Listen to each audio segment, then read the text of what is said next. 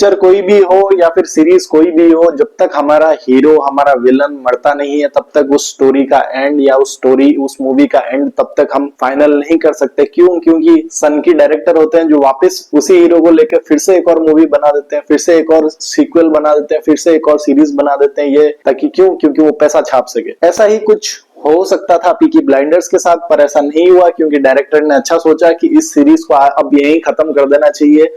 और कोई भी सीरीज को खत्म करने के लिए हमें क्या चाहिए कि हमारा हीरो या तो मर जाए या हमारा विलन या तो मर जाए, ताकि वो सीरीज जो उस मूवी का मेन कैरेक्टर हो, चाहे वो मेन कैरेक्टर गैंगस्टर हो, चाहे वो मेन कैरेक्टर हीरो हो, चाहे वो मेन कैरेक्टर कोई भी एक आदमी हो, औरत हो, जब तक वो मेन कैरेक्टर मर नहीं जाता तब तक स्टोरी का एंड नहीं हो सकता। आप कोई भी मूवी ऐसी नहीं है जो पीसफुली खत्म हुई हो और लोगों को अच्छी लगी हो। जब तक आपका हीरो मरता नहीं तब तक मूवी वैसी अच्छी नहीं होती। आप तब तक उस मूवी को गोटेड मूवी या उस मूवी को ऐसा नहीं मानते कि बस अब ये खत्म हो चुकी है।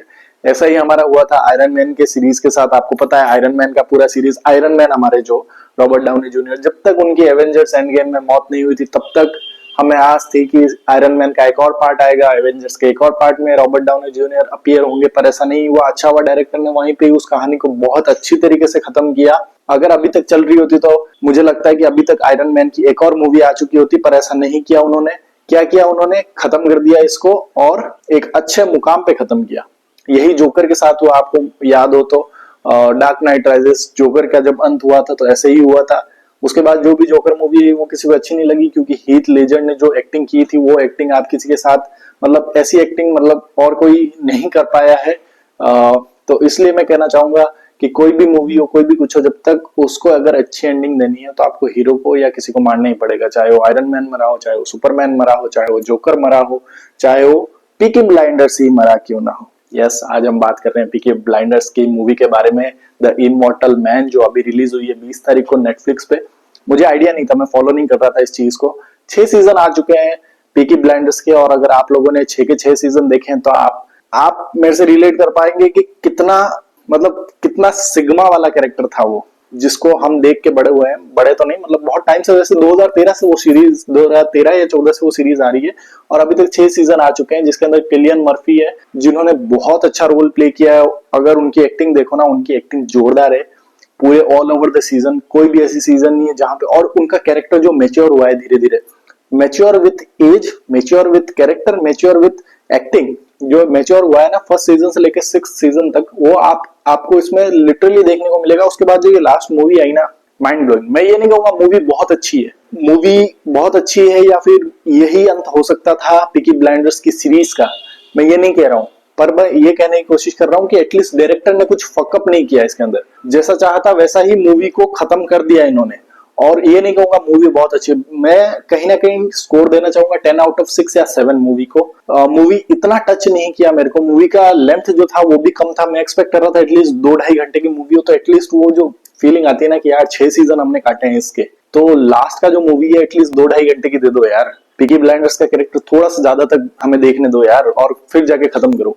पर ऐसा हुआ नहीं। थॉमस शेल्बी का जो कैरेक्टर है, पीकी ब्लाइंडर्स तो शो का नाम है, थॉमस शेल्बी का जो कैरेक्टर है, हमने 6 सीजन देखे हैं उसके, तो हमें चाहिए कि एटलीस्ट 2-2.5 घंटे की मूवी हो तो हमारा जो पूरा एकदम भर रखा है ना कि यार क्या गोटेड कैरेक्टर है, क्या सिग्मा कैरेक्टर है, और हमें चीजें देखने को मिले, वो कहीं ना कहीं लैक करती है इस मूवी में।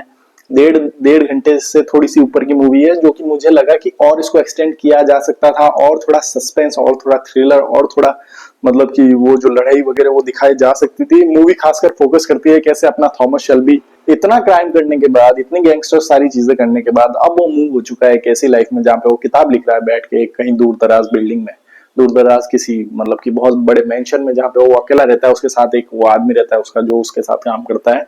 ऐसी कहानी मैं इमेजिन करता हूँ फॉर माई सेल्फ की someday I will leave everything, I will leave my job, I will leave my career, I will leave everything and I'll live somewhere where I can write my books, where I can read my books and that place will be look like something जो Peaky blinders में दिखाया गया है। चलो उस चीज को अलग रखते हैं, वो कहानी कभी और बताऊंगा, पर मैं वो कहना चाहता हूँ कि जो मूवी की कहानी और बेटर हो सकती थी और इसमें डेप्थ हो सकता था। मोस्टली जो कैरेक्टर दिखाया गया है वो पीकी ब्लाइंडर्स का ही दिखाया गया है, पर फिर भी हम उम्मीद करते हैं कि इन्होंने जो कहानी खत्म की है वो एक सही जगह पे खत्म की है। अच्छा हुआ इन्होंने थॉमस शेल्बी का कैरेक्टर एक टाइम के बाद खत्म कर दिया, नहीं तो अगर वो इस चीज को पैसे के लिए खींचते रहते ना तो कहीं ना कहीं हमें लगता है और हमें क्या पूरी ऑडियंस को बोर लगने लगता है। जैसे कि आपको पता होगा गेम ऑफ थ्रोन्स का जो 7th सीजन है वो कितना गोटेड है, उसके बाद जो उन्होंने 8th सीजन बनाया उसमें हग दिया लिटरली, ये बात सबको पता होगी। कहानी को वेट किया जा सकता था, उसके बाद बनाया जा सकता था। फैंस आज भी दुखी हैं, 7 सीजन अच्छा बनाने के बाद लास्ट वाला सीजन इन्होंने जल्दी जल्दी में ऐसा बनाया कि उसकी ऐसी तैसी कर दी। इस बार पीकी ब्लाइंडर्स में ऐसा नहीं किया इन्होंने 6 सीजन बनाने के बाद 7वां सीजन नहीं बना के एक मूवी निकाल दी, जिसके अंदर इन्होंने दिखाया कि कैसे हम मूवी को अच्छे से एंड कर सकते हैं। मुझे नहीं पता ये मूवी थिएटर में रिलीज हुई या नहीं हुई, पर मैं यही कहना चाहूंगा कि 20 तारीख को जब ये रिलीज हुई तब मुझे आइडिया नहीं था रिलीज हो रही है, पर मैं नेटफ्लिक्स स्क्रॉल कर रहा था और मुझे अचानक से दिखी, तो मेरा मतलब एक इमोशन जाग गया कि यार वापिस एक मूवी देखने को मिल रही है। चलो, मूवी की कहानी मैंने आपको बताई कैसे वो फिर उसका एक बेटा भी होता है, मैं बिल्कुल भी स्पॉइलर इसमें नहीं देना चाहूंगा, पर मूवी की कहानी और बेटर हो सकती थी, जो विलन है वो और बेटर हो सकता था। जो इन्होंने एंड किया ना, थॉमस शेल्बी का कैरेक्टर जब इन्होंने एंड किया ना, तो इन्होंने एक चीज अच्छी दिखाई कि उसके अंदर वो माइनिंग वाला पार्ट उन्होंने डाला ताकि वो उसकी पुरानी यादों को ताजा किया जा सके, हमारे भी व्यूवर्स के माइंड को ऐसा लगे कि हाँ उसने क्या झेला था थॉमस शेल्बी ने, वो इसके अंदर दिखाया गया। पर कहीं ना कहीं जो विलन है वो और बेटर हो सकता था, कहानी का जो एंड है वो और बेटर हो सकता था। और मैं ये कहना चाहूंगा, एक्टिंग के बारे में कुछ नहीं कहना चाहूंगा, शानदार एक्टिंग, पर मेरे हिसाब से थोड़ा सा और लंबा रखते मूवी को तो बहुत अच्छा लगता है, क्योंकि थॉमस शेल्बी की लास्ट मूवी है मेरे हिसाब से। इसके बाद मेरे को नहीं लगता पीकी ब्लाइंडर्स के कैरेक्टर में आप थॉमस शेल्बी हमें देखने को मिलेंगे। अब उनका बेटा या कोई ना कोई दूसरा देखने को मिलेगा जब भी सीरीज आगे बढ़ेगी, पर अच्छा है कि उन्होंने कैरेक्टर को खत्म कर दिया। इसी के साथ मैं आपसे विदा लेता हूँ। मेरा नाम है आशुतोष। अगर आपको अभी तक वीडियो पसंद आई है तो प्लीज लाइक, शेयर और सब्सक्राइब करके जाना। मैं ऐसी थोड़ी बहुत कभी कभी मूवीज के बारे में वीडियोस डालता रहता हूँ, आप कोशिश करूंगा रेगुलर रहने की। पर जो भी है, अभी यहाँ या यहाँ पे कोई अच्छी मूवी का रिकमेंडेशन आ रहा होगा, जाके चेकआउट कर लेना, और मिलता हूँ किसी और वीडियो में। Bye bye.